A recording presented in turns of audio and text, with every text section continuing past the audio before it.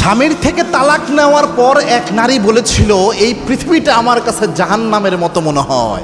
এই ঘটনাটা শুনলে অবাক হবেন। দুইটা বাচ্চা সে তার স্বামীর কাছে আশেপাশে মানুষের বুদ্ধি শুনে যে তোর স্বামী ভালো না, ছেড়ে দে, চলে আয়, আমরা দেখব, আমরা তোর দায়িত্ব নিব, আবার ভালো জায়গায় বিয়ে দিব, এরকম কথা শুনে আশেপাশে আত্মীয় স্বজন যারা এই বুদ্ধিগুলো দিত, বুদ্ধি শুনে সে স্বামীর কাছে ডিভোর্স নিয়েছে। ডিভোর্স নেওয়ার পর ওই বোন বলছে যে আমি এই ডিভোর্সটা নেওয়ার পর আমি যখন যে আত্মীয়রা আমাকে এরকম কথা বলে তাদের বাসায় যখন আমি প্রথম উঠলাম, বললো না খুব ভালো কাজ করছো, ডিভোর্স নিয়ে নিছো, ওই লোক তো ভালো ছিল না।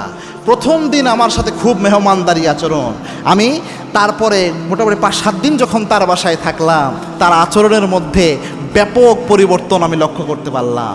আমি আমার বাবার বাড়িতে, আমার বাবা মা ওইভাবে ইফেক্ট ফেলতেছিল না, তবু বাবা মা টেনশনে পড়ে গেল, এখন কোথায় বিয়ে দেওয়া যায়, দ্রুত খোঁজ খবর লাগানো শুরু করলো যে কি করা যায়।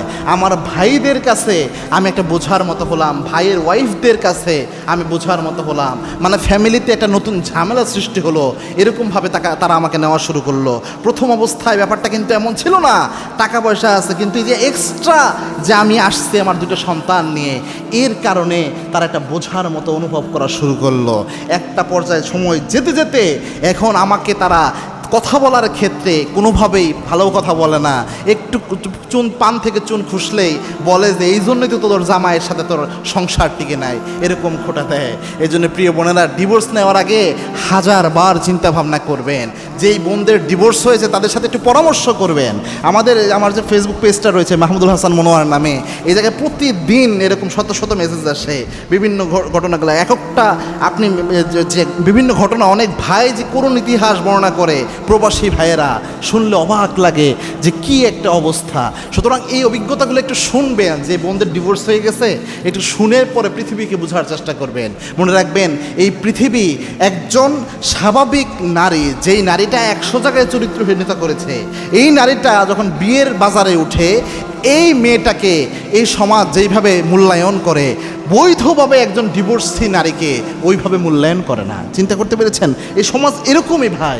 এই জন্য এই ক্ষেত্রে সিদ্ধান্ত নেওয়ার ক্ষেত্রে 1000 বার চিন্তা ভাবনা করবেন। এবং তালাক কখনোই একটা সুষ্ঠু সমাধান হতে পারে না। এবং কি আল্লাহর হাবিব সাল্লাল্লাহু আলাইহি ওয়াসাল্লাম জানিয়েছেন, আবগাদু হালালুল্লাহি তালাক, আল্লাহর কাছে সবচেয়ে নিকৃষ্ট কিন্তু বৈধ যে বিধান, ওই বিধানের নাম হচ্ছে তালাক। আল্লাহ চান না তালাক হয়ে যাক, তবে যদি কঠিন পরিস্থিতি, সেই ক্ষেত্রে তো কিছু করার থাকে না। এই ক্ষেত্রে ইসলাম এই অপশনটা রেখেছে। তবে কথায় কথায় তালাক নেওয়া, বা যে স্বামীরাও কথায় কথায় স্ত্রীকে তালাক দিয়ে ফেলে, কোনো কারণ ছাড়া স্ত্রীকে তালাক দেয়, এরাও কিয়ামতের দিন আল্লাহর দরবারে জালেম হিসেবে উঠবে।